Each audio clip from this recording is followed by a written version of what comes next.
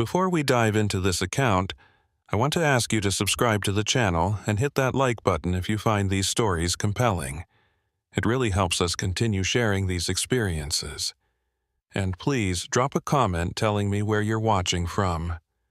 I'm always curious to know how far these stories reach. Now, let's begin. My name is Zach Clifford, and I must tell you about an incident that happened to me in 1994. This incident may still be ongoing. I'm not entirely sure anymore, and this uncertainty is the main reason I'm making this recording.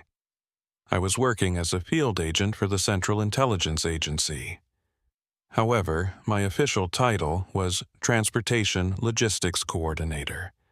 This is the term the government uses for the guy who moves classified information from point A to point B without asking questions.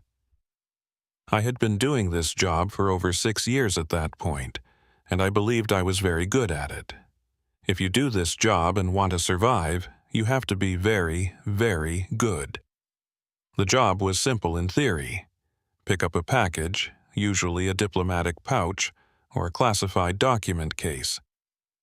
Verify the seal codes and deliver it to the specified location. Sometimes that meant driving across Virginia to Langley. Sometimes it meant flying to Berlin or Bangkok. The destinations varied, but the protocol never changed. Don't look inside. Don't discuss the contents. Don't deviate from the route. I'd moved everything from satellite imagery to defector testimony to God knows what else, and I'd never once been tempted to peek. It wasn't curiosity that kept me in line. It was survival instinct. The agency didn't forgive breaches of protocol. October 15th, 1994, started like any other assignment. I received a call at 0400 hours from my handler, a man I knew only as Dalton. The package was ready for pickup at a secure facility in Henderson, Nevada. Destination was Nellis Air Force Base, about 20 miles northeast of Las Vegas. Routine military intelligence transfer. I'd done a dozen deliveries to Nellis before I drove to Henderson in a nondescript gray sedan, the kind that blended into traffic perfectly.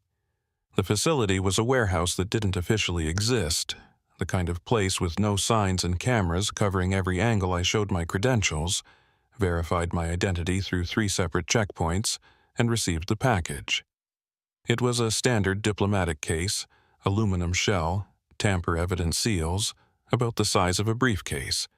Weight felt like documents, maybe some data storage devices. The seal codes checked out. I signed the transfer log and left. The drive to Nellis should have taken 40 minutes. I'd done it before. Knew the route by heart. Interstate 15 North, exit onto Route 604, follow the signs to the base entrance. Simple.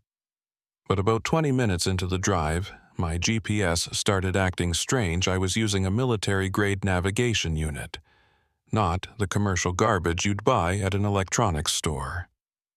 This thing had encrypted satellite uplinks and redundant systems. It didn't malfunction. Except it was malfunctioning. The screen flickered, and the route line started drifting east, away from the highway. I ignored it at first, stayed on I-15 like I was supposed to. But the GPS kept insisting I was off course, the mechanical voice repeating recalculating route over and over. Then my speedometer started jumping. 50 miles per hour, then 70, then back to 50, even though I was maintaining steady pressure on the gas pedal. The odometer was spinning backward. I pulled over to the shoulder, killed the engine, and waited 30 seconds before restarting. Standard troubleshooting. When the car came back on, everything seemed normal. GPS showed the correct route, speedometer steady, odometer reading properly. I merged back onto the highway and continued north. 5 minutes later, it happened again. But this time, the GPS wasn't just flickering. It was showing me on a completely different road, one that didn't appear on any of my maps. According to the screen, I was 50 miles east of my actual position, on a road called Groom Lake Road. Groom Lake. I knew that name. Everyone in the intelligence community knew that name. Even if we weren't supposed to acknowledge it, Groom Lake was Area 51, the most classified facility in the United States. The place that officially didn't exist. I checked my actual surroundings. I was still on I-15, still heading toward Nellis, still on course. The GPS had to be wrong, but then I noticed something that made my hands tighten on the steering wheel. The mile markers were wrong. I'd just passed mile marker 64, but according to my mental map of the route, I should have been at mile marker 52. I'd somehow jumped 12 miles without noticing. I slowed down, looking for the next marker to confirm. Mile 65, then 66. The markers were right, sequential. But I couldn't remember driving those 12 miles. It was like I'd skipped forward in time. My radio crackled. That shouldn't have been possible. The radio was off. A voice came through, male, professional, with the clipped tone of the military communications. Unidentified vehicle traveling northbound on I-15, you are approaching restricted airspace. Reduce speed and prepare to exit at Route 375. I grabbed the radio handset. This is Clifford, Zach, ID number Delta 729 Hotel. I'm on a scheduled delivery to Nellis Air Force Base. I have authorization. Acknowledged, Mr. Clifford. You are expected. Take the Route 375 exit. You will be met. Expected? I wasn't expected anywhere except Nellis. And Route 375 didn't go to Nellis. Route 375 went east, into the desert, toward the restricted areas near Groom Lake. Negative, I said firmly. My destination is Nellis Air Force Base. I am not authorized to deviate from my route. Mr. Clifford, your package is expected at this facility. Please comply with instructions. I looked at the diplomatic case sitting on the passenger seat. The seal codes were correct. The destination label clearly read, Nellis AFB, Intelligence Division, Building 220. There was no mention of any other facility. I need to verify this with my handler, I said. That won't be possible. Please take the Route 375 exit. This is not a request. The exit was coming up fast. I had maybe 30 seconds to decide.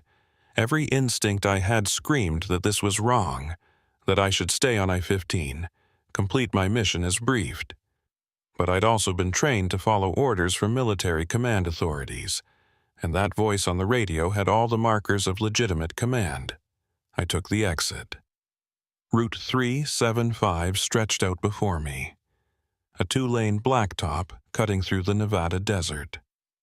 The landscape was empty in every direction, just scrub brush and distant mountains shimmering in the October heat. No buildings, no vehicles, nothing but road and sky. I drove for 20 minutes before I saw them. 2 black SUVs parked on opposite sides of the road, blocking the way forward. Men in dark suits stood beside them, and I could see the telltale bulges of weapons under their jackets. I stopped 50 feet away and waited.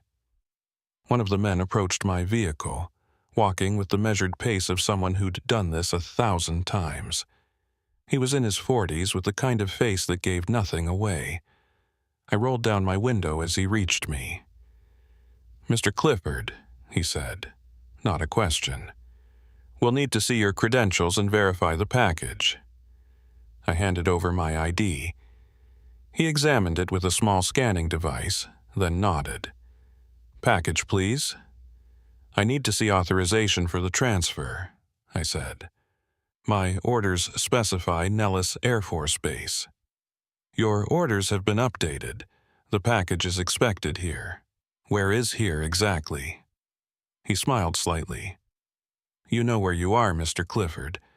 You just don't want to admit it. He was right, I knew exactly where I was.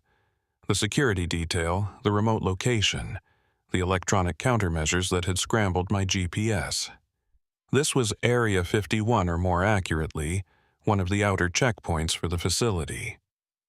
"I need to contact my handler," I said again. "No external communications are permitted beyond this point. You have two choices: transfer the package to us or turn around and leave. But if you leave, you'll be filing an incomplete mission report, and we both know what that means for your career." He was right about that, too. Incomplete missions were career killers in the agency. They suggested unreliability, and unreliable officers didn't last long. I looked at the diplomatic case again. The seals were intact. Whatever was inside was still secure, and if this facility was expecting the package, maybe there had been a last-minute change to the delivery orders. It wouldn't be the first time I'd received verbal updates to a mission. "I'll need a transfer receipt," I said. "Official documentation of the handoff." "Of course." I handed over the case. He verified the seal codes with the same scanning device, then had me sign a digital pad.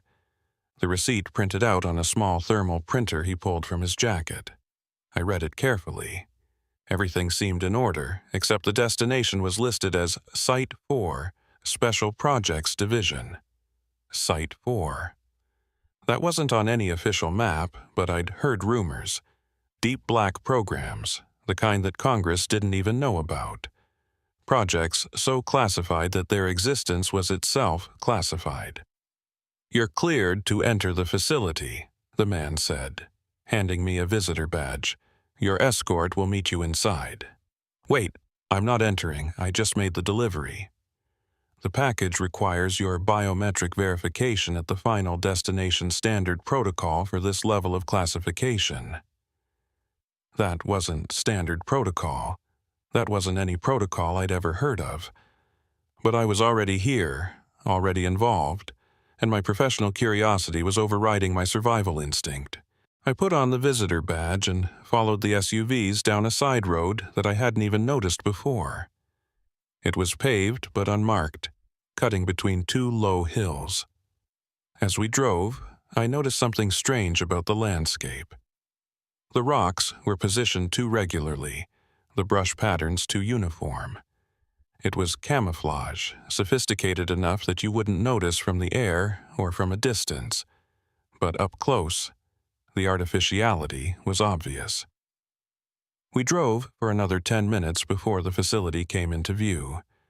It looked nothing like what the conspiracy theorists imagined: no flying saucers, no dramatic hangars built into mountainsides. Just a cluster of low, anonymous buildings that could have been a research campus or a corporate office park.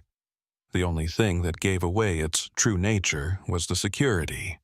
Fences within fences, guard towers, vehicle barriers, and enough cameras to film every angle of approach.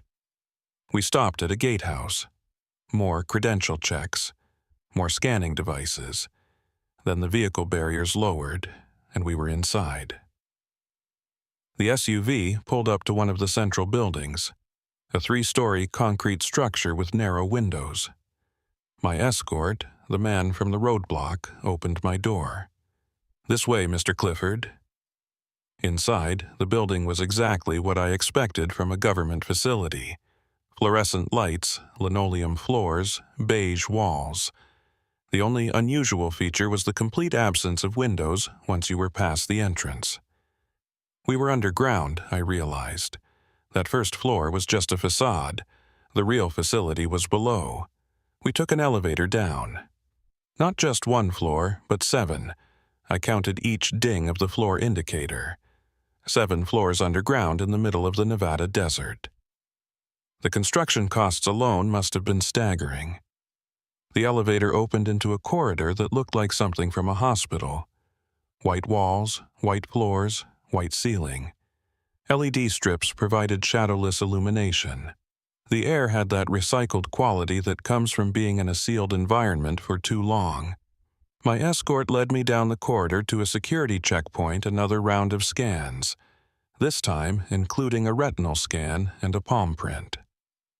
The guard at the checkpoint, a young woman with the blank expression of someone who'd seen too much, checked my credentials, and then looked at me with something I couldn't quite identify. Was it pity? "You're cleared for Section D," she said. "Your escort will take you from here." Section D was another corridor, identical to the first. We walked past unmarked doors, each one requiring a different access card. I noticed that some of the doors had small observation windows, and through one of them I saw what looked like a laboratory. Technicians in white coats worked at consoles filled with equipment I didn't recognize. We stopped at a door labeled D7. My escort used his access card and held the door open for me. "Inside, please." The room was small, maybe 10 feet by 10 feet, with a single metal desk and 2 chairs. The diplomatic case I'd delivered sat on the desk, still sealed. Behind the desk sat a man in his 60s wearing a suit that probably cost more than my car. "Mr. Clifford," he said, standing to shake my hand. "Thank you for making the delivery. Please, have a seat." I sat. My escort remained by the door. "I'm Emerson," the man continued. "I'm the director of the Groom Lake Protocol Project. The package you delivered contains materials critical to our work, and we need your biometric signature to open it." "Why wasn't I briefed on this requirement?" I asked. "Because, until 6 hours ago, we weren't certain you were the correct courier. You were selected specifically because of your unique biometric markers." That didn't make any sense. Couriers were assigned based on security clearance and availability, not biometric markers. Unless... "What's in the package?" I asked. Dr. Emerson smiled. "That's classified above your clearance level, but I can tell you this much. It contains information about you. Specifically, information about a mission you completed 3 years ago in Prague.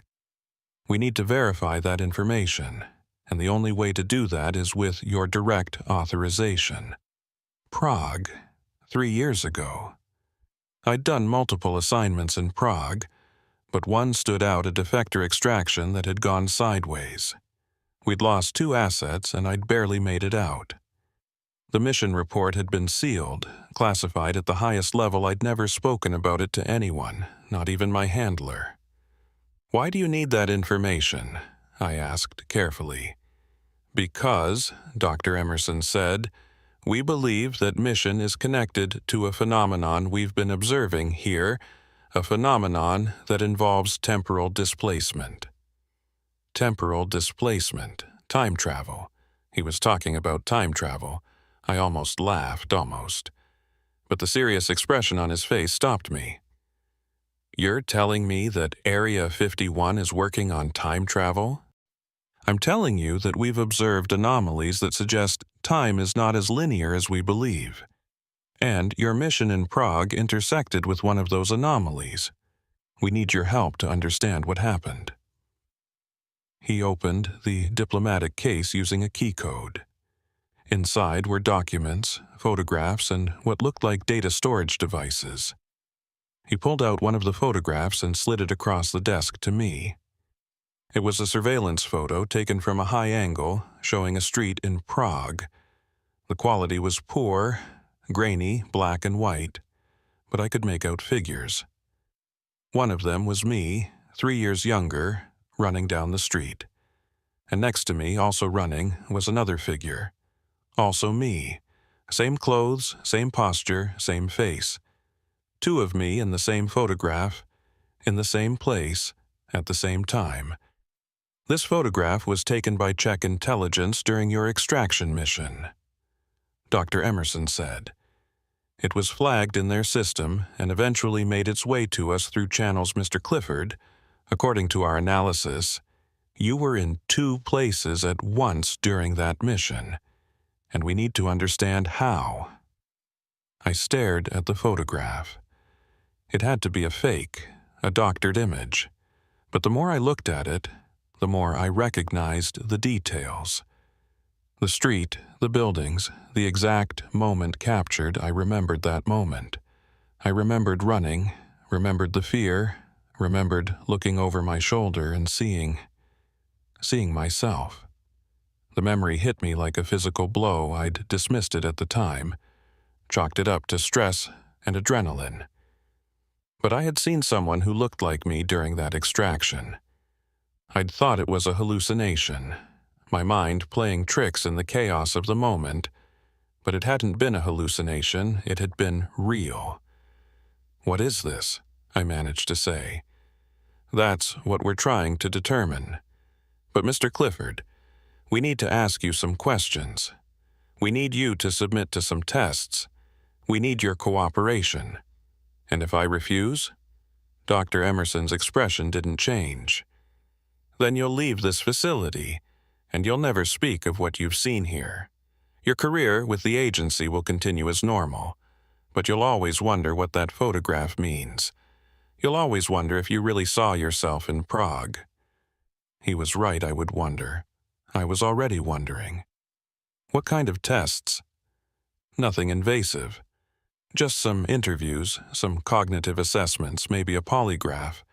We need to map your memories of the Prague mission and see if they correlate with the anomaly we detected." I should have said no.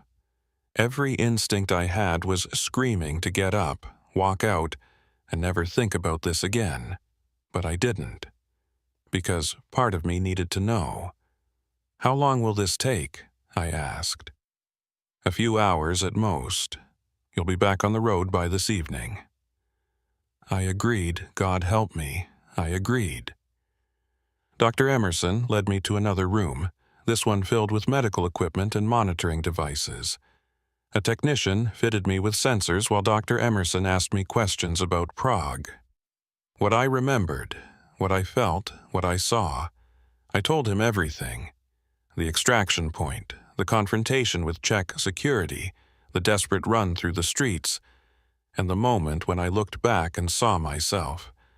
The technician monitored the readouts as I spoke, occasionally making notes. Dr. Emerson listened intently, asking for clarification on specific details. After 2 hours, he seemed satisfied. "Thank you, Mr. Clifford. This has been very helpful. Just one more thing. We need to verify your current temporal signature." "My what?" "Your position in time relative to the facility. It's a standard precaution. Just step into this chamber for a moment." He indicated a small booth in the corner of the room. Something that looked like a security scanner at an airport. I stepped inside. The door closed automatically. There was a flash of light, a sound like a tuning fork, and a sensation of falling, even though I was standing still. Then the door opened. "All set," Dr. Emerson said. "You're clear to leave." My escort took me back through the corridors, back to the elevator, back up to the surface level. We walked to my car in silence. The diplomatic case was gone. The receipt the only proof it had ever existed. "Thank you for your cooperation, Mr. Clifford," my escort said. "You'll receive an official clearance upgrade within the week. This will be noted in your file as a successful completion of a classified assignment." I got in my car and drove back toward the highway, my mind spinning with what I'd seen and heard. Temporal displacement, anomalies, myself in 2 places at once. The GPS worked perfectly on the drive back. No malfunctions, no strange detours. I reached Las Vegas as the sun was setting, checked into a hotel, and tried to process what had happened. I called my handler, Dalton, from the hotel room using a secure line. "Clifford," he answered. "Status? Package delivered. But there were complications."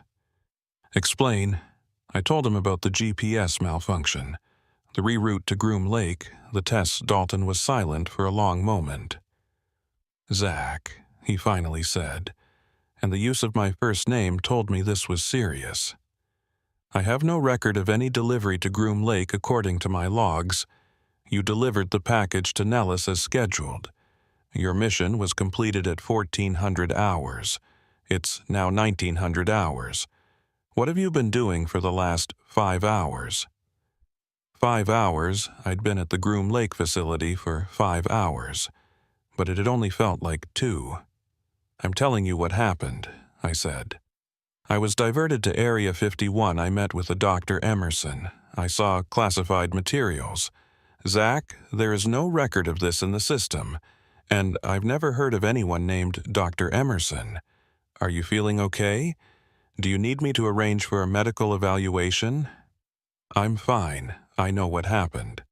"Then you need to file a complete mission report. Include every detail. And Zach, don't discuss this with anyone else. If what you're saying is true, it's above both our clearances." I hung up and sat on the hotel bed, staring at the wall. The visitor badge from the facility was still clipped to my jacket. I took it off and examined it. It looked real, felt real. The barcode and magnetic strip seemed authentic, but according to my handler, none of it had happened. I fell asleep that night with the badge clutched in my hand, trying to convince myself I wasn't losing my mind. I woke up at 0600 hours to the sound of my car alarm. I was in my car, on the shoulder of I-15, at exactly the same spot where my GPS had first malfunctioned. The diplomatic case sat on the passenger seat, seals intact, destination label reading Nellis Air Force Base, Intelligence Division, Building 220. I checked my watch October 15th, 1994. 0600 hours. The exact time and date when I'd first received the assignment. I looked in the rearview mirror, and that's when I saw him, the guard from the Groom Lake facility, the one who'd checked my credentials. He was standing by one of the black SUVs, 50 feet behind my car, watching me. When our eyes met in the mirror, his expression changed. He looked terrified. Then he spoke, and even though he was 50 feet away, I heard his words clearly, as if he was sitting right next to me. "This is your first time, isn't it? God help you, you're just starting." My car radio crackled to life even though it was off. "Unidentified vehicle traveling northbound on I-15. You are approaching restricted airspace. Reduce speed and prepare to exit at Route 375. The exact same words. The exact same voice. And I realized with growing horror that I was about to live this entire day again. The loop had already begun. I didn't take the exit. That first reset, when I woke up in my car at 0600 hours with the diplomatic case beside me and the radio calling me toward Route 375, I made a different choice. I stayed on Interstate 15, drove straight to Nellis Air Force Base, and delivered the package exactly as originally briefed. The gate guards checked my credentials. I signed the transfer log. The package was received without incident. By 1400 hours, I was done. Mission complete. I drove back to Las Vegas, checked into the same hotel, and called Dalton. "Package delivered," I reported. "No complications. Good work, Zach. Head back to DC tomorrow. We'll debrief when you arrive." I hung up, ordered room service, and tried to convince myself that the Groom Lake experience had been some kind of hallucination, stress-induced psychosis. Maybe I'd been drugged. Maybe the altitude had affected me. Maybe I was having a breakdown. I fell asleep around 2200 hours. I woke up at 0600 hours in my car on the shoulder of I-15 with the diplomatic case beside me. October 15th, 1994. Again. The radio crackled. "Unidentified vehicle traveling northbound on I-15. You are approaching restricted airspace. Reduce speed and prepare to exit at Route 375. My hands were shaking as I grabbed the radio handset. "This is Clifford, Zach. I already completed this mission yesterday. I delivered to Nellis as briefed." "Mr. Clifford, you are expected at this facility. Please comply with instructions." "No, I'm not doing this again." I threw the handset down and floored the accelerator, staying on I-15. I drove past the Route 375 exit without slowing. No black SUVs appeared. No one tried to stop me. I made it to Nellis, delivered the package, completed the mission. That night, I didn't go to a hotel. I drove straight to the Las Vegas airport and bought a ticket to D.C. If I could just get out of Nevada, maybe the loop would break. I boarded a red-eye flight at 2300 hours. We took off on schedule. I was asleep before we reached cruising altitude. I woke up at 0600 hours in my car on the shoulder of I-15. October 15th, 1994. The diplomatic case. The radio. The same voice. I screamed. I tried everything over the next several loops. I refused to take the package. I threw it in a dumpster. I drove to California instead of Nevada. I checked myself into a hospital claiming I was having a nervous breakdown. I called my wife in Virginia and told her I loved her, something I rarely did. None of it mattered. Every time, no matter what I did, I woke up at 0600 hours in my car with the package beside me, and the day reset to October 15th, 1994. It was on the 7th loop that I finally accepted. I couldn't escape it. Whatever was happening, it was tied to that facility, to Groom Lake. If I wanted answers, I had to go back. So on the 8th loop, I took the Route 375 exit. The black SUVs were waiting. The same guard approached my vehicle. He looked at me, and this time I saw it clearly. Recognition and fear. "How many times?" I asked him before he could speak. He didn't pretend not to understand. "For you, this is your 8th iteration. I've watched you loop 7 times already." "How is this possible?" "Follow protocol, Mr. Clifford. Go to the facility. They'll explain everything, or at least they'll try." The drive to Groom Lake, the security checks, the elevator down 7 floors. It all happened exactly as before. Dr. Emerson was waiting in room D7. But this time I didn't let him control the conversation. "What did you do to me?" I demanded. "Why am I stuck in this loop?" Dr. Emerson's expression was sympathetic. "Almost. Please, sit down, Mr. Clifford. I know this is disorienting, but I need you to understand that this wasn't intentional. You were never supposed to be part of the protocol." "What protocol? What the hell is happening to me?" He gestured to the chair. After a moment, I sat. "The Groom Lake Protocol," he began, "is a classified program that has been running since 1962. Its purpose is to create temporal anchors. Human consciousness trapped in repeating time frames, these anchors serve as living data storage devices for classified intelligence." I stared at him. "You're keeping people trapped in time loops to store secrets?" "Not people volunteers. CIA operatives who agreed to the procedure in exchange for their families receiving substantial compensation. The technology allows us to preserve intelligence indefinitely without risk of compromise. An anchor can't reveal secrets because they reset every 24 hours. Perfect security." "I didn't volunteer for this." "I know. You were exposed by accident. The temporal scanner we used during your first visit, it was only supposed to read your temporal signature, but there was a malfunction. Instead of reading, it anchored you. You became trapped in the loop. So, fix it. Reverse the procedure." Dr. Emerson looked away. "It's not that simple. Once someone is anchored, removing them from the loop requires completing their designated mission perfectly.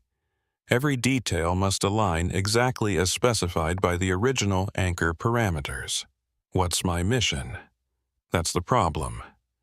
You weren't supposed to have a mission. Your anchor was created by accident, which means there's no pre-programmed completion criteria. You're stuck in an undefined loop." I felt cold. "Are you telling me I'm trapped here forever?" "Not forever. Just until we can determine what the completion criteria might be.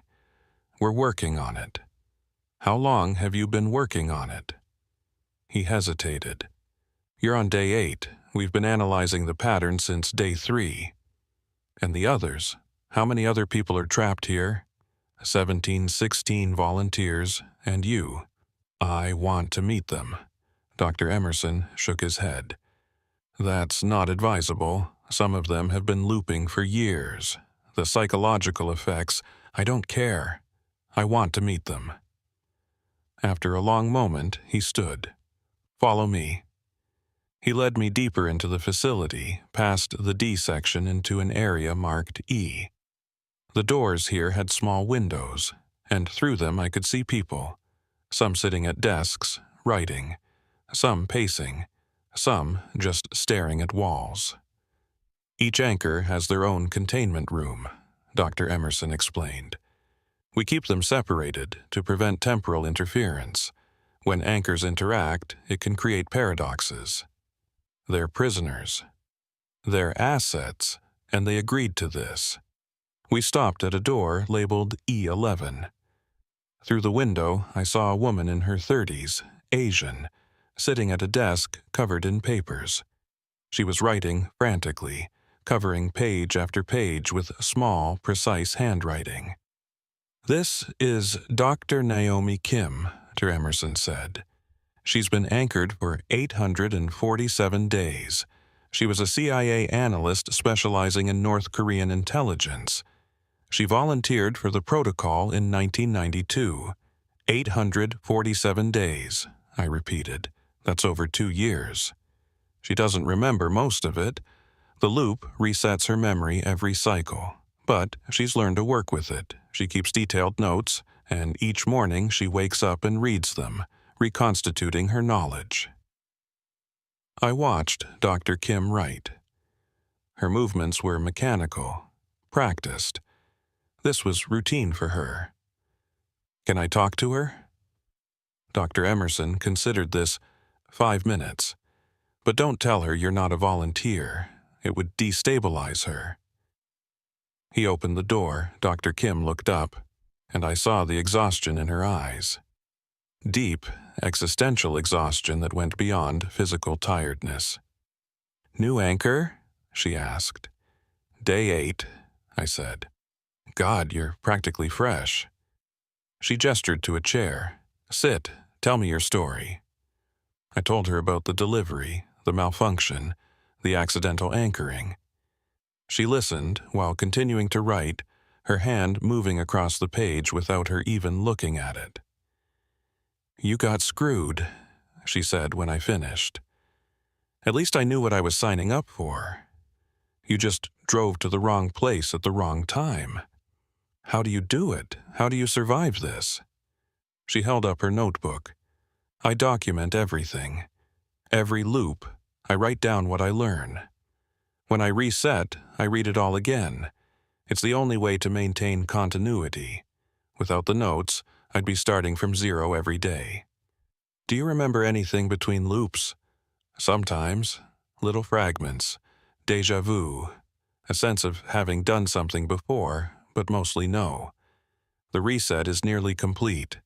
That's why the notes are critical. She paused in her writing and looked at me directly. You need to start keeping notes immediately today, right now, because tomorrow you won't remember this conversation. You'll wake up in your car at 0600 hours thinking it's your first time, unless you have something to read that tells you otherwise. The implications of that hit me hard. Every loop I would forget. I would think it was my first time.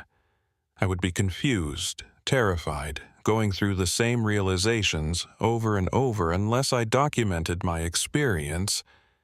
What do you write about? I asked. Everything. What I ate, what I learned, who I talked to. But mostly, I write about my mission. Your mission? Every anchor has a mission, a specific task that must be completed perfectly to end the loop. Mine is to decrypt a North Korean intelligence file. It's a 16-digit encryption key, and I have to derive it from intelligence reports without any external resources I've been trying for 847 days. Have you gotten close? She smiled bitterly. I've solved it 4 times, but each time there was some tiny error in my methodology, some deviation from the exact process required. The completion criteria are incredibly specific. It's not enough to get the right answer. You have to get it the right way. That's impossible. Almost, but not quite. That's the genius of the protocol. It creates perfect security because the anchor can't reveal the information even if they wanted to. They're too busy trying to escape. How do you know all this? About the completion criteria? Dr. Emerson told me. After the first 100 loops, he felt guilty. Started explaining how it works. But don't trust him, Zach. He's not your friend. He's the architect of this nightmare. We talked for another few minutes before Dr. Emerson interrupted, saying time was up. As I left, Dr. Kim called out to me. Zach, start your notes with this. You are not crazy. This is real. Day 9 starts tomorrow. Good luck. Back in room D7, Dr. Emerson provided me with a notebook and pen. Dr. Kim is right, he said. Documentation is essential. Write down everything you want to remember. Be specific. The reset will erase your memories but not your notes. Why are you helping me? You're the one who did this. I'm trying to fix it. Your anchor was an accident and I take responsibility for that. We're working around the clock to determine your completion criteria. Once we know what it is, we can help you achieve it. And then what? I just go back to my normal life like none of this happened? Yes. The loop will end, and you'll resume your timeline from the moment you were anchored to the outside world. No time will have passed. I started writing. I documented everything I'd learned. The facility, Dr. Emerson, Dr. Kim, the 17 anchors. The malfunction that trapped me I wrote until my hand cramped, filling page after page. When I finished, I had 10 pages of notes. I read them over, trying to memorize the key points, knowing that tomorrow I wouldn't remember any of this without them. What time does the reset happen? I asked. Midnight, exactly 0000 hours. You'll wake up at 0600, 18 hours later in your car. The reset compresses those 6 hours. We don't know where they go, some kind of temporal buffer. I checked my watch. 2,300 hours. I had 1 hour left. Can I see the other anchors? Why? Because tomorrow I won't remember they exist. I want to know who else is trapped here. Dr. Emerson led me through Section E. 17 doors, 17 people, each living in their own private hell. There was Agent Rodriguez, a field officer on day 12 who still had hope in his eyes. There was Agent Williams, day 1643, who didn't even look up when we appeared at his window. He'd been looping for over 4 years. His room was covered in tally marks, thousands of them, covering every surface. There was a woman named Patterson, day 397, who'd figured out how to lucid dream during the reset period. She claimed she could explore other timelines in her dreams, though Dr. Emerson dismissed this as psychological delusion. There was an analyst named Kovich, day 73, who'd gone catatonic. He just sat in his room, staring at nothing, not even writing notes anymore. Each one a tragedy. Each one a person whose life had been reduced to a single repeating day. We ended at a door marked E16. Through the window, I saw an empty room. Who was here? I asked. Dr. Emerson's expression darkened. Agent Mitchell. He was our first successful extraction. After 2,194 days, he completed his mission perfectly and was released from the loop. That's good, isn't it? It would be, except Agent Mitchell killed himself 3 days after his release. The psychological trauma of remembering all those loops was too much. He left a note saying that reality didn't feel real anymore. that he kept waiting to reset. The implications were clear. Even if I escaped the loop, I might not survive the aftermath. At 2350 hours, I returned to room D7. Dr. Emerson gave me the notebook. Keep this with you tomorrow. When you reset, you'll wake up in your car. The notebook will be there too. Temporal anchoring extends to objects in your immediate possession. Read it immediately. Will you remember me tomorrow? Yes. Those of us who aren't anchored experience linear time. I'll remember all 8 days of your loop. I'll remember this conversation.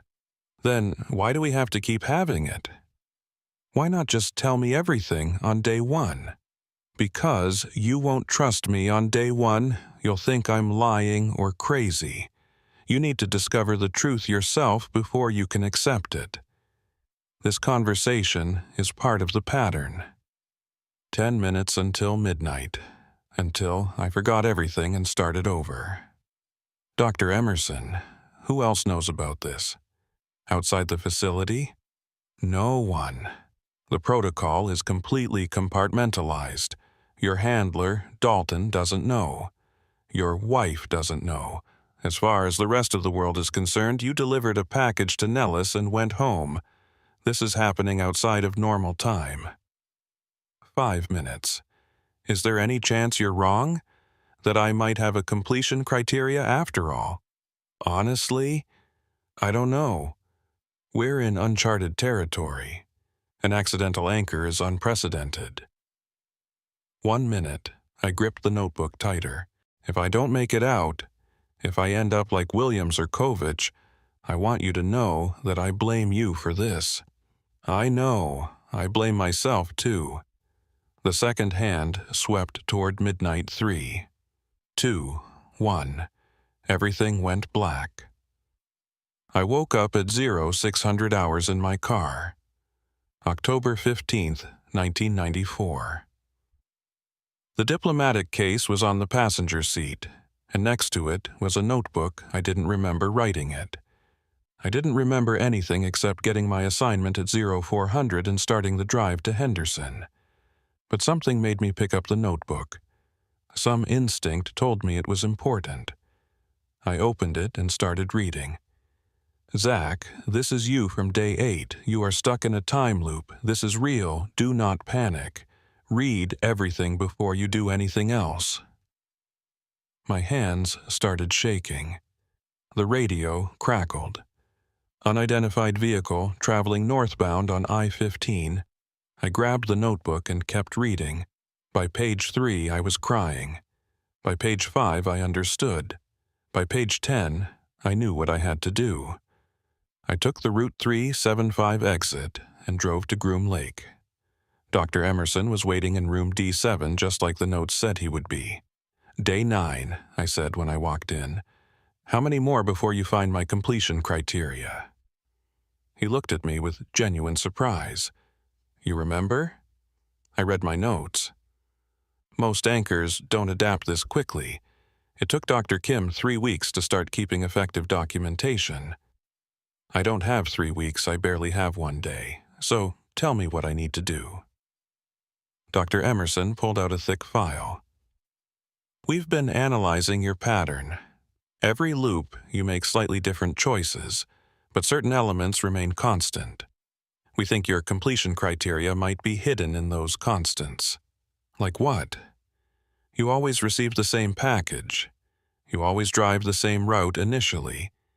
You always experience the GPS malfunction at the same location. These aren't random, they're part of the anchor's structure. So my mission involves the package? The delivery? Possibly. Or possibly it involves something else entirely. We're still trying to determine what your accidental anchor locked onto. I spent day 9 working with Dr. Emerson and his team, analyzing every aspect of my loop. We reviewed surveillance footage, compared timelines, measured temporal readings. By the end of the day, we had a theory. My completion criteria involved the package, but not delivering it to Nellis. It involved delivering it to Groom Lake. That's why I'd been diverted here on the first loop. The GPS malfunction hadn't been a malfunction at all. It had been guiding me to the correct destination, but the delivery had to be perfect. Every detail had to align exactly right. At 2300 hours, I updated my notes. Day 10 would be an attempt to complete the mission. The reset came. I woke up. I read my notes. Day 10, I followed the GPS to Groom Lake, delivered the package, followed every step of the protocol exactly as I had on day 1. Dr. Emerson opened the case, verified the contents, had me sign the biometric authorization. Nothing happened. Day 11, I tried variations, different routes, different times, different responses to Dr. Emerson's questions. Nothing worked. Day 20, Dr. Kim suggested that maybe completion involved something I did after leaving the facility, not during the delivery. Day 35, Agent Rodriguez hypothesized that my loop might be tied to someone else's completion criteria, and I'd be released when they escaped day 50. I stopped believing I'd ever get out. Day 73, I met Kovich, the catatonic anchor. I understood why he'd given up. Day 100, I screamed at Dr. Emerson that I wanted to die, that I couldn't do this anymore. He told me that suicide wouldn't work. I'd just reset. Several anchors had tried. They woke up the next loop with the memory of their death in their notes, but alive again, forced to continue. Day 147. I found something. I was reviewing my notes from day 1, the very first entry I'd written, and I noticed something I'd forgotten to write down. Something I'd seen, but hadn't recorded because it hadn't seemed important. The photograph. The one Dr. Emerson had shown me from Prague, showing 2 versions of me. I'd never written down what happened to that photograph. I'd been so focused on everything else that I'd forgotten about it. On day 148, I asked Dr. Emerson about it. "The photograph from Prague," I said. "What happened to it? Where is it now?" He looked puzzled. "It's in the diplomatic case. It's always been in the diplomatic case. That's what you were delivering, evidence of your temporal anomaly in Prague." "So I've been delivering evidence of myself to myself this whole time?" "In a way, yes. The loop is self-referential. You deliver proof of your own existence as an anchor. An idea was forming. A terrible, impossible idea. What if, I said slowly, my completion criteria isn't about delivering the package correctly? What if it's about not delivering it at all? What if I'm supposed to break the loop by preventing the original anchor from forming? Dr. Emerson stared at me. That would create a paradox. If you prevent your own anchoring, you would never enter the loop in the first place, which means you wouldn't be here to prevent it. Exactly. A paradox might collapse the loop, or it might collapse reality. We don't know what happens when temporal paradoxes resolve. I'm willing to risk it. Day 149. I made my decision. Instead of delivering the package, I drove straight to Henderson and buried it in the desert. Then I went to Las Vegas and waited for midnight. The reset came. But something was different. I woke up in my car at 0600 hours on October 15th, but the diplomatic case was gone. In its place was a simple envelope. Inside was a note in handwriting I didn't recognize. "Mr. Clifford, you have successfully completed the Groom Lake Protocol. Your anchor has been resolved. This day will be your last loop. Complete your original mission to Nellis Air Force Base, and you will be released. Congratulations." I didn't trust it. This had to be a trick, another layer to the nightmare. But I had no choice. I drove to Nellis, delivered the package. A different package, this one actually containing satellite intelligence reports, and completed the mission. That night, I didn't write notes. I went to sleep in my Las Vegas hotel room, terrified that I'd wake up in my car again. I woke up in my hotel room, October 16th, 1994. The loop was over. I'd escaped, or so I thought. But then I went into the bathroom, and that's when I saw it. Scratched into the mirror, in my own handwriting, were tally marks, 149 of them. I didn't remember making them. They hadn't been there when I went to bed. But they were there now. And next to them, a message. Check your basement when you get home. 3 days later, I arrived at my house in Virginia. My wife greeted me, asked about my trip, said nothing about me being gone for months. Because to her, I'd only been gone 3 days. The loop had existed outside normal time. That night, I went down to the basement. In the corner, hidden behind old storage boxes, I found a case. Inside were dozens of notebooks, all in my handwriting, all documenting loops. But not 149 days worth. 6,273 days worth. Over 17 years of loops, all documented in meticulous detail. I hadn't escaped on day 149. I'd escaped on day 6,273. And somewhere during those 17 years I'd learned to hide my notes from myself, to protect my sanity by limiting what each reset version of me would know. The final notebook had a note on the last page. Zach, you're out, but you need to know the truth. Your basement has a section beneath the foundation. You'll find it behind the water heater. Go there. You'll understand everything. My hands were shaking as I moved the water heater. Behind it was a door I'd never noticed before. Inside was a room I'd never seen. A room filled with CIA equipment, computers, communications gear, files, and in the center of the room, a body, my body, wearing the same clothes I had on right now, face exactly like mine. Dead for at least 6 months based on the decay. I staggered backward, my mind refusing to process what I was seeing. If that was my body, then who was I? I looked down at my hands. Solid, real. But so was the corpse. A television in the corner flickered to life there. Dr. Emerson's face appeared on the screen. Hello, Zach. If you're watching this, it means you've reached the final stage of the protocol. I'm sorry. I'm so sorry. But you need to know the truth. You're not Zach Clifford. You're a temporal echo. A memory-given form. The real Zach Clifford died during an exfiltration operation 6 months ago. But before he died, he was still anchored in the Groom Lake Loop. His consciousness was trapped there, living and dying repeatedly. When an anchor dies in the real world while still looping, their consciousness doesn't disappear. It becomes untethered. We brought you, his echo, out of the loop and gave you his life, his identity, his memories. You're a ghost, Zach. A ghost that thinks it's real. The Groom Lake Protocol's real purpose was never about storing intelligence. It was about creating replaceable agents, operatives who could die in the field and be regenerated from their looped consciousness, immortal spies. You're our first success. Welcome to the program. The screen went dark.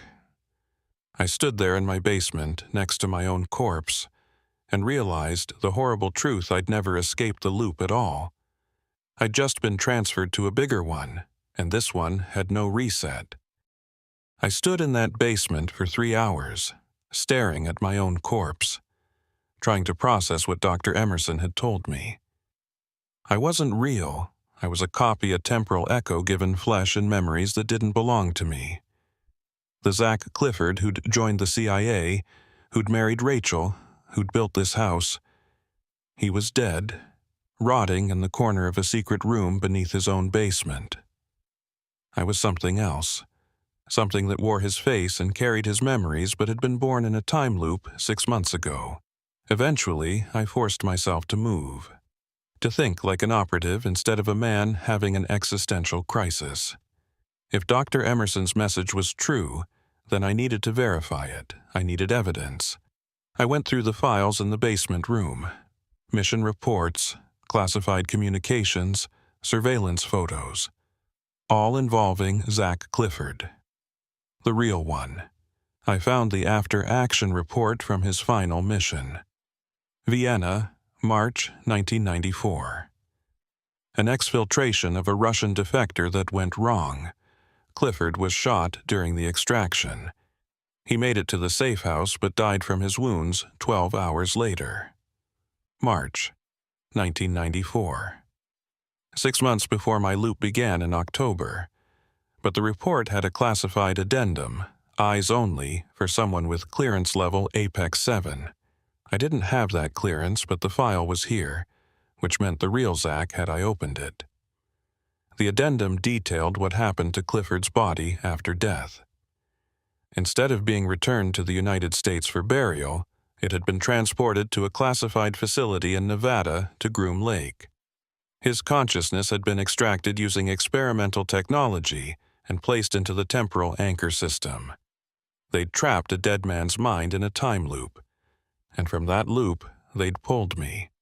A copy stable enough to walk around, talk, breathe, real enough to fool even myself. The nausea hit me then, and I barely made it to the basement sink before vomiting. When the heaving stopped, I splashed cold water on my face and looked at myself in the cracked mirror mounted above the sink. The face looking back was real. I could touch it, feel the stubble, see the fear in my eyes. How could this be an echo? How could I be anything but human? But then I remembered something Dr. Kim had said during one of my early loops. The reset is nearly complete, but sometimes little fragments remain. Déjà vu, a sense of having done something before. What if my entire existence was made of those fragments? Pieces of the real Zach's consciousness, stitched together into something that could walk and talk and think it was alive? I went upstairs. Rachel was asleep.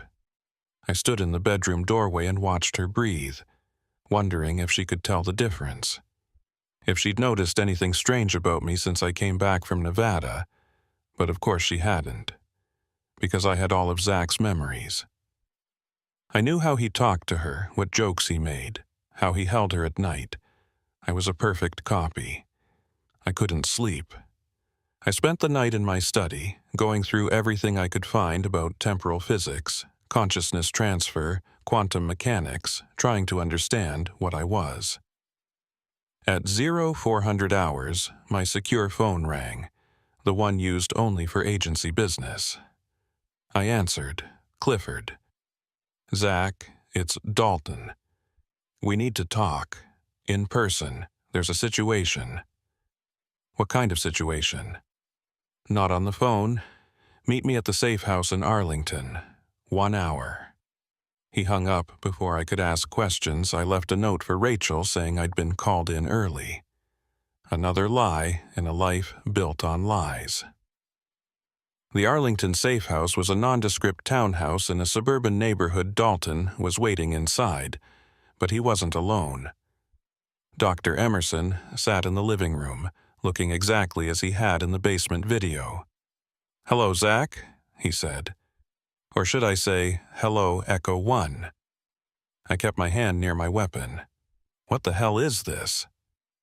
Dalton looked confused. "Zach, what's going on? Dr. Emerson says there's been a problem with your integration." "My what?" Dr. Emerson stood slowly, hands visible, non-threatening. "Your integration into normal timeline reality. The process of transitioning from temporal echo to functional replacement has some side effects. I wanted to check on you personally." "You mean you wanted to make sure your experiment is working?" Dalton's confusion deepened. "Experiment? Zach, are you feeling all right?" "Tell him," I said to Dr. Emerson. "Tell him what I really am." "That's classified above his clearance level," Dr. Emerson replied calmly. "Dalton, could you give us a moment?" "Absolutely not," Dalton said. "Zach is one of my officers. If something's wrong..." It's fine, I interrupted. I need to talk to Dr. Emerson alone anyway. Dalton looked like he wanted to argue, but years of agency conditioning won out. He left the room, closing the door behind him. Dr. Emerson and I stood facing each other. How many? I asked. How many echoes have you created? You're the first successful integration. We've pulled 17 consciousnesses from the loop, but the others didn't stabilize. They degraded within hours, sometimes minutes. You're special, Zach. You're proof the protocol works. The protocol is an abomination. You're playing with consciousness like it's data you can copy and paste. We're creating immortal operatives agents who can die in the field and be regenerated. Do you understand what that means for national security? For the intelligence community? We never have to lose another asset to enemy action. Except you already lost Zach Clifford, the real one. He's dead. And yet you're here, his knowledge, his skills, his relationships, all preserved. His wife doesn't have to be a widow. His country still has his service. How is that not a victory? I wanted to hit him, wanted to make him hurt the way I was hurting, but I forced myself to stay controlled. What do you want from me? I want you to continue your life. Be Zach Clifford. Complete your assignments. Prove that the protocol works, and in exchange, you get to exist. You get to be real. I'm not real. I'm a copy. What's the difference? You think. You feel. You remember, philosophically speaking, you're as real as anyone. The only difference is your origin point. The difference is that I have an expiration date. These echoes of yours. They don't last, do they? That's why the others degraded. His silence was answer enough. How long do I have? I asked. We don't know. The degradation process is unpredictable. It could be months, it could be years, but eventually, yes, you'll destabilize. The copied consciousness can't maintain cohesion indefinitely. So I'm dying slowly. Everyone is dying slowly, Zach. You just know your diagnosis. And when I destabilize, what happens to Rachel? To everyone who thinks I'm real? We'll handle it. An accident, a heart attack, something plausible. She'll mourn, she'll move on, and we'll have proven that the protocol can create functional replacements for fallen operatives. The casual cruelty of it took my breath away. Rachel would lose her husband twice. Once to bullets in Vienna, once to whatever manufactured death the agency decided fit the narrative. I want to see them, I said. The other echoes, the ones who didn't stabilize. That's not advisable. I don't care. Show me what I'm going to become. After a long moment, Dr. Emerson nodded. Follow me. We left Dalton in the safe house and drove to a facility in Maryland. From the outside, it looked like a private medical research center. Inside, it was a nightmare. The failed echoes were kept in containment cells. Some were catatonic. Some were screaming. Some had physically degraded, their forms becoming translucent, flickering in and out of visibility like bad television reception. One of them looked almost normal. A woman in her 40s sitting calmly in her cell, reading a book. That's Echo 4, Dr. Emerson said. She's been stable for 6 weeks. Former analyst extracted from a loop she'd been in for 4 years. What's wrong with her? Watch. As we observed, the woman turned a page in her book. Then she turned it back. Then forward again. The same page, over and over, in an endless loop. She's stuck in a micro-loop, Dr. Emerson explained. Her consciousness thinks it's still in the temporal anchor. She's looping every 3 seconds now. Soon, it'll be every second, then fractions of a second, until she's frozen entirely. And then she disappears. The consciousness finally collapses and the echo fades from existence. I watched Echo 4 turn the same page over and over, trapped in her own private hell. This is my future. Not necessarily. You're different, stronger. You've been stable for 6 months already. That's unprecedented. Why? What makes me different? We don't know. Maybe it's because the real Zach died while still anchored. Maybe the consciousness had time to accept its own death before we pulled it out, or maybe you're just lucky. We left the facility. Dr. Emerson drove me back to Arlington. What happens now? I asked. You continue your life, we monitor you. If you show signs of degradation, we'll intervene. Intervene how? We'll make it painless. You mean you'll kill me before I destabilize in front of witnesses? I mean, we'll give you a dignified end.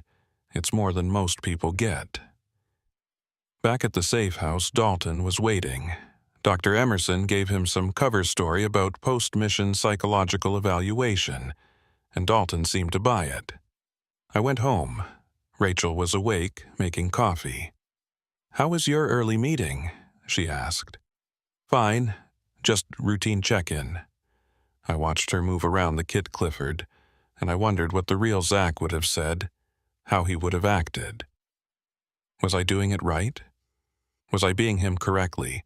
Zach, are you okay? You've been distant since you got back from Nevada. I'm fine, just tired. She came over and put her arms around me. I'm here if you want to talk. But I couldn't talk. Because what would I say? I'm not your husband. I'm a copy of him. The real Zach died 6 months ago, and I'm just wearing his face? I held her and said nothing. Over the next weeks, I tried to live normally. I went to work, completed assignments, maintained my cover. But every moment felt like acting I was playing the role of Zach Clifford, and the effort was exhausting. I started keeping notes again, documenting my thoughts, my fears, any signs of degradation. Dr. Emerson had given me a list of warning symptoms. Memory gaps, temporal displacement sensations, physical translucency, reality bleed-through. I experienced none of them. I remained stable, but I did notice something else, something Dr. Emerson hadn't mentioned. I started remembering things that hadn't happened to Zach Clifford, missions I'd never been on, conversations I'd never had, people I'd never met. At first, I thought it was degradation, my copied consciousness fragmenting. But the memories were too consistent, too detailed. They felt real. Then I realized what they were. They were memories from the loop. Thousands of days I'd spent trapped at Groom Lake, living the same day over and over. The conscious mind reset each time, but the deeper consciousness remembered. And now that I was out of the loop, those memories were surfacing. I remembered Dr. Kim's face as she explained the protocol for the 100th time. I remembered the moment I realized I was trapped. I remembered the despair of day 500, the resignation of day 1000, the numbness of day 3000. I'd lived 17 years in that loop. 17 years compressed into what felt like 6 months. And I remembered something else, something crucial. On day 6195, I'd discovered the truth about the protocol. Not from Dr. Emerson, but from another source. An Echo who'd been pulled from the loop decades earlier, before the process was refined. Echo Zero, they called him. He'd been stable for 37 years. He'd aged, had a family, built a life, and he'd learned how to prevent degradation. The key wasn't accepting that you were a copy. It was refusing to be one. I started searching agency databases, looking for any mention of Echo Zero. It took 3 weeks, but I found a reference buried in a classified file from 1957. Project Eternal Sentinel. The first attempt at creating looped consciousness. The subject had been a CIA operative named Robert Nichols, who died during a mission in Hungary. His consciousness was extracted and placed in an early version of the temporal anchor. But instead of staying in the loop, Nichols had found a way to merge his copied consciousness with his physical form so completely that the distinction between echo and original ceased to matter. He'd transcended the copy state. The file had been sealed, the project terminated. But according to the records, Nichols was still alive. Living under a different name in California, I found him in a retirement community in San Diego. 73 years old, looking healthy and stable. I approached him at a coffee shop, sat down without asking. "Mr. Nichols, my name is Zach Clifford. We need to talk about Groom Lake." He looked at me with eyes that had seen decades of secrets. "Echo One, I presume? Emerson said you might track me down eventually." "You're still in contact with him?" "I check in once a year. Let him know I'm still here, still stable. It keeps him hopeful that his protocol might actually work someday." "How did you do it? How did you survive?" Nichols smiled. I stopped thinking of myself as a copy. I realized that consciousness is consciousness regardless of origin. The original Robert Nichols died in 1957, but his consciousness, the pattern of thoughts, memories, personality that survived, I am that pattern. Not a copy of it, the actual thing. That's philosophy, not science. The mind doesn't know the difference. Once I accepted that I was the continuation of Nichols rather than a replica, the degradation stopped. The consciousness stabilized because it stopped fighting its own existence. So the key is self-delusion. The key is self-acceptance. You're not Zach Clifford's echo. You are Zach Clifford, continuing beyond death. The body may be new, but the consciousness is the same one he had unbroken continuity. I wanted to believe him, but I'd seen my own corpse. How could I be the same person? "The real Zach is dead," I said. "Define real." "If consciousness is what makes us who we are, and you have his consciousness, then you are him. The fact that you're asking these questions proves it. An echo, without continuity, wouldn't care. You care because you're actually Zach, dealing with the trauma of discovering you died and came back." I stayed in San Diego for 3 days, learning from Nichols. He taught me meditation techniques, cognitive exercises, ways to reinforce the continuity of consciousness. "Stop thinking of your memories as copies," he said. "They're not copies. They're the actual memories transferred into a new substrate. The data is the same, only the storage medium changed." By the 3rd day, I started to understand. The distinction between original and copy only mattered if you accepted the distinction. If you rejected it, if you insisted on continuity, the mind followed suit. When I returned to Virginia, something had shifted. I stopped performing the role of Zach Clifford and simply was Zach Clifford. The memories felt more integrated, more mine. The sense of being an imposter faded. Rachel noticed. "You seem better, more like yourself." She had no idea how right she was, but my stability came with a realization that changed everything. If I was truly Zach Clifford, if the continuity was unbroken, then the real Zach's death wasn't the end of his story, it was a transition. And that meant his mission wasn't complete. The real Zach had been investigating something when he died. I found his notes hidden in the basement, encrypted files detailing a conspiracy within the agency. He discovered that the Groom Lake Protocol wasn't just about creating immortal operatives. It was about control. If the agency could copy consciousness, they could edit it, modify memories, change loyalties, create perfect sleeper agents who didn't even know they'd been programmed. The Vienna mission where Zach died hadn't been a routine exfiltration. It had been an assassination. He'd been eliminated because he'd gotten too close to the truth. And now I had his knowledge, his evidence, his mission. The question was, what was I going to do about it? Dr. Emerson called me at 0200 hours 3 weeks after my trip to California. "Zach, we have a situation. I need you to come to Groom Lake tonight." "What's wrong?" "The loop. It's collapsing. All the anchors are destabilizing simultaneously. We're losing them." "Why do you need me?" "Because you're the only stable echo we have. We need to study you to figure out what's different. If we can replicate your stability, we might be able to save the others." I knew it was a lie. I'd found Nichols, learned to stabilize myself. That made me dangerous. They wanted me back in the facility where they could control me. "I'll be there in 6 hours," I said. I hung up and looked at Rachel sleeping peacefully beside me. For a moment, I considered running, taking her and disappearing.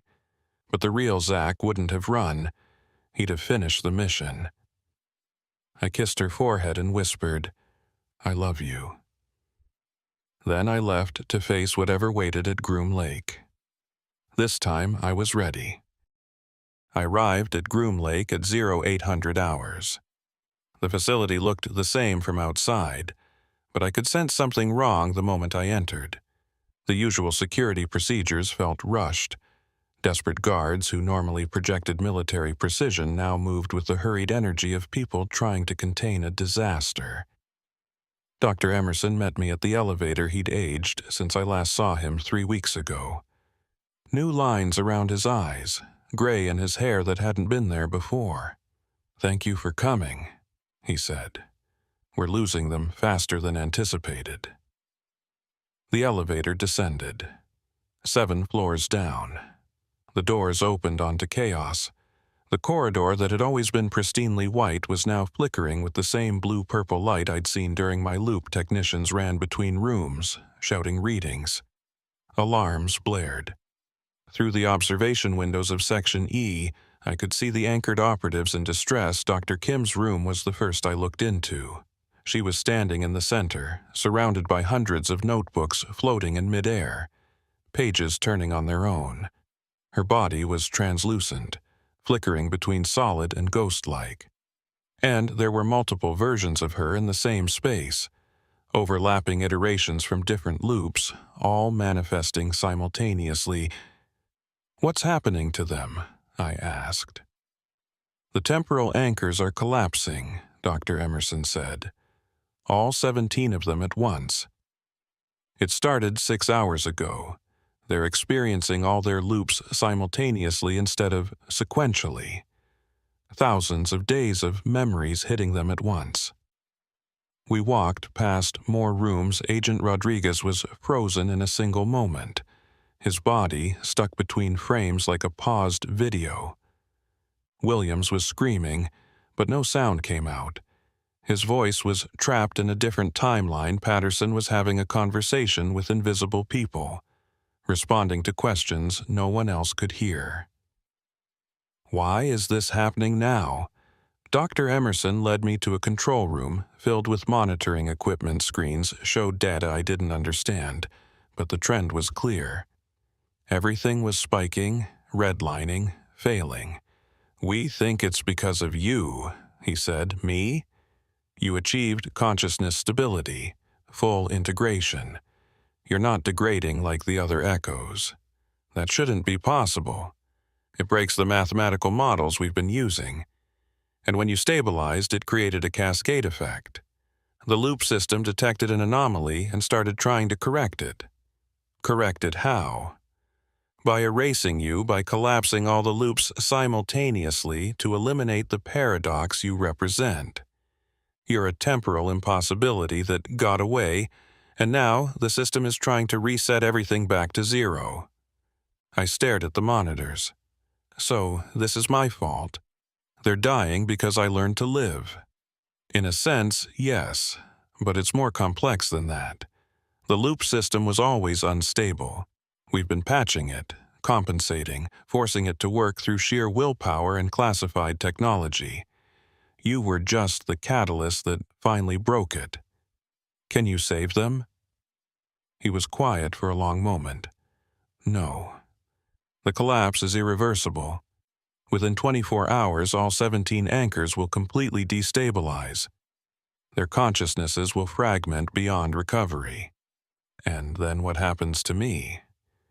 That's the interesting part. You should destabilize with them, but you're not.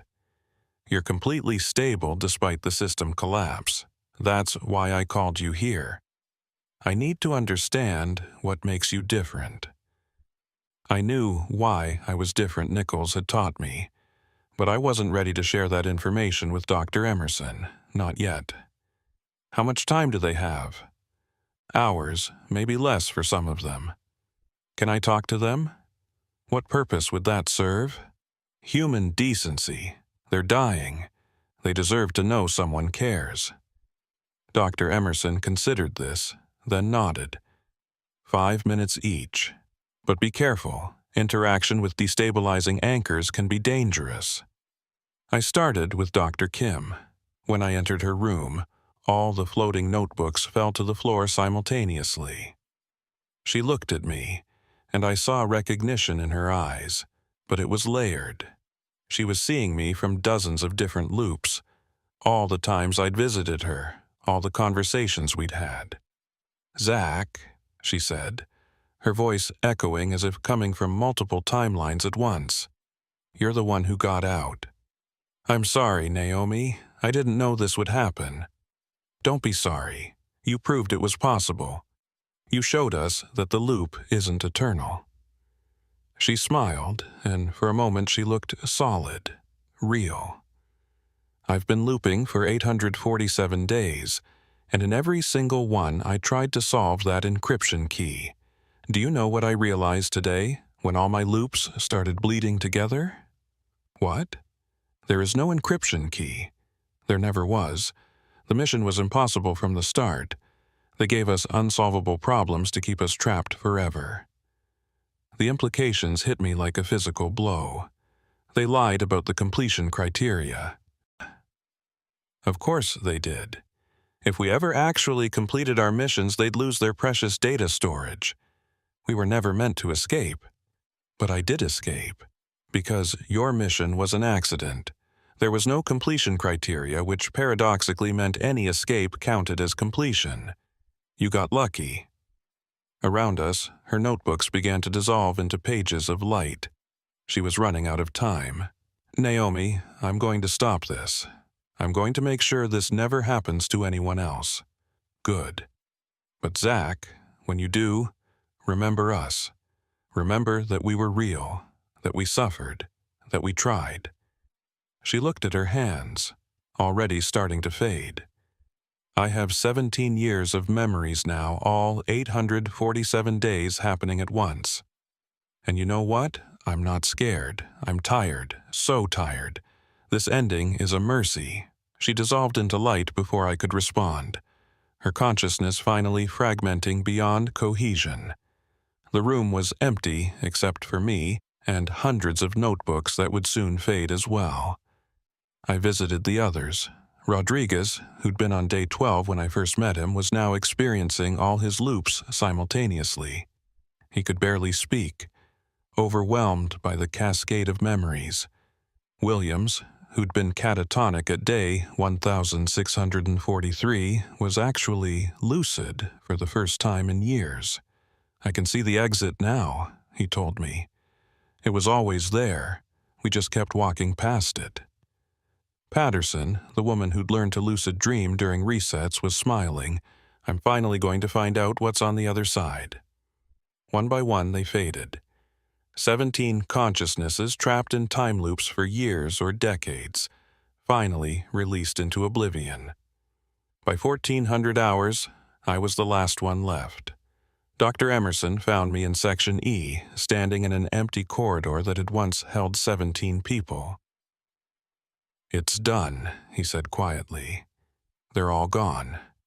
And the loop system? Completely collapsed. We can never recreate it. The equipment is fried, the calculations lost. The Groom Lake protocol is over. I should have felt relieved. Instead, I felt a crushing weight. 17 people had died so that I could live. What about the other echoes? I asked. The failed ones in Maryland? They destabilized when the loops collapsed. All of them are gone. You're the only echo left in existence. So your experiment is over. Yes. Dr. Emerson looked at me with something like respect. You beat the system, Zach. You achieved true stability. You're proof that consciousness can survive beyond death, can be transferred and preserved. That's a kind of immortality. It's not immortality. It's just continuing. And it comes at a terrible price. All valuable things do. He pulled out a file and handed it to me. This is everything we have on the protocol. Every document, every calculation, every dirty secret. I'm giving it to you. Why? Because the real Zach Clifford died trying to expose this program, and you're him, continuing his mission. You deserve to finish what he started. I took the file. What will you do? Retire. Disappear. I've built nightmares for 30 years. It's time to stop. He walked away, and I was left alone in the empty facility. I spent the next 6 hours going through the files. They documented everything. The origin of the protocol in 1962. The hundreds of test subjects who'd died before they perfected the loop. The CIA directors who'd authorized the program, the black budget funding. The political oversight that had been deliberately avoided. And the real purpose of the protocol. It wasn't about data storage. It wasn't about creating immortal operatives. It was about control. With the ability to copy consciousness, the agency could create perfect replacements for anyone. Politicians, foreign leaders, rival agents. Kill the original, replace them with a controlled copy. No one would know the difference. I was supposed to be the proof of concept if I could function as Zach Clifford without anyone noticing. Then the technology was ready for deployment. But the loop collapse had ruined those plans. Without the temporal anchor system, they couldn't create more echoes. I was the last one, and I was uncontrolled. I drove away from Groom Lake at sunset. The files secure in my car, I had proof of everything. Enough to expose the entire program, to bring down the people responsible. But exposing it would mean revealing what I was Rachel would know. Dalton would know. Everyone would know that Zach Clifford had died in Vienna, and I was just a copy wearing his skin. I pulled over on a desert road and sat there as darkness fell, trying to decide. In the end, I made a choice. I buried the files in the Nevada desert, marked the location with GPS coordinates, and stored them in an encrypted file that would be sent to journalists if I ever disappeared or died. Then I went home to Rachel. She was waiting up for me. "Zach, where have you been? I've been worried sick." "I'm sorry. There was a situation at work. It's handled now." "You look exhausted. Come to bed." I followed her upstairs, and for the first time since learning what I was, I felt at peace. Because I'd realized something. The question of whether I was real didn't matter. What mattered was what I did with the life I had, however it had begun. The real Zach Clifford had died fighting to expose the protocol. I was continuing that fight by keeping the evidence secure, ready to release if the program ever started again. I was living his life, loving his wife, finishing his mission. In every way that mattered, I was him. The next morning, I woke up next to Rachel Normal, sunlight streaming through the windows. No reset, no loop, just a regular day. I went to work, completed assignments, lived my life. Months passed, then years. I never degraded, never destabilized. Nichols had been right. Consciousness is consciousness regardless of origin. I stayed with the agency, working my way up, using my position to make sure programs like the protocol never happened again. Rachel never knew the truth. Neither did Dalton. I was just Zach Clifford, veteran CIA officer, slightly haunted by memories of a mission that had gone wrong. Only I knew those memories were of dying in Vienna and being reborn in a time loop. But here's the thing about consciousness that Dr. Emerson never understood. It doesn't matter if you're an original or a copy. Memory is always reconstruction. Every time you remember something, you're creating a new version of that memory. Every night when you sleep, your consciousness reboots. Every moment, you're a slightly different person than you were before. We're all echoes of who we were yesterday. I'm just more aware of it. 10 years after leaving Groom Lake, I received a package with no return address. Inside was a single photograph. It showed me in Prague 3 years before Vienna, running down a street during an extraction operation, and next to me, also running, was another figure, also me. I'd been in 2 places at once, the paradox that started everything. But now I understood what the photograph really showed. It wasn't 2 versions of me, it was future me, come back to help past me survive. A loop that had always existed, waiting for me to close it. I bought a plane ticket to Prague 3 months later.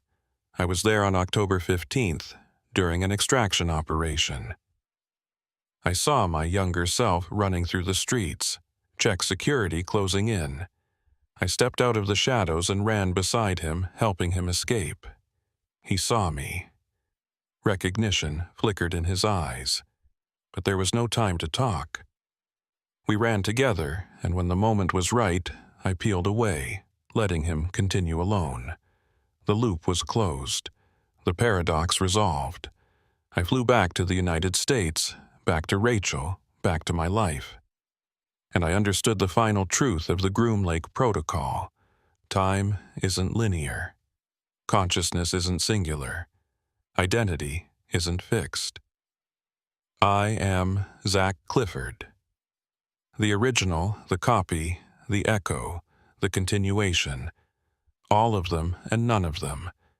I lived, I died, I was reborn in a loop, I escaped. I came back, I am the mission that completes itself. And every day, I choose to be real.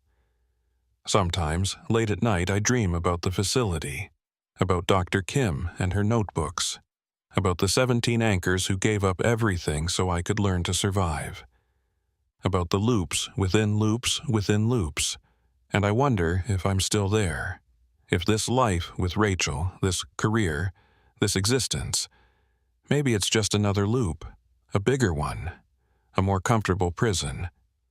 But then I remember what Naomi told me in her final moments. Remember that we were real, that we suffered, that we tried. Real isn't about origin. It's about meaning. And this life, whether it's a loop or not, has meaning. So I'll keep living it, one day at a time, until the reset comes, or doesn't. Either way, I'll be ready.